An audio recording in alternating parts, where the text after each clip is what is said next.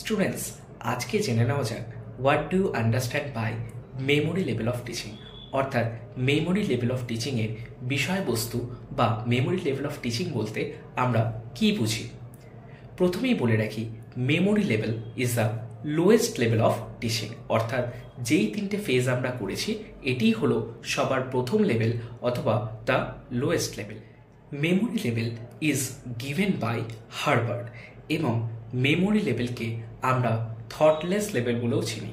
অর্থাৎ যেহেতু memory level সবার প্রথম লেভেল, তাই এটিই হলো সবচেয়ে সিম্পলেস্ট লেভেল এবং এখানে কিন্তু কোনো রকম থটফুল ক্রিয়েট হয় না। অর্থাৎ সাধারণত এটি সাবজেক্ট সেন্টার হয়ে থাকে, কিন্তু এটি অর্গানাইজড ফর্মে হয়। এখানে আমরা জেনারেলি ব্লুমস ট্যাক্সোনমিকে ফলো করে থাকি। অর্থাৎ ব্লুমস ট্যাক্সোনমি কিন্তু এই লেভেলেই ইউজ করা হয়।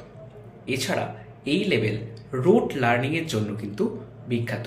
অর্থাৎ এখানে আমরা মেমোরাইজেশন বা রোট লার্নিং করে থাকি।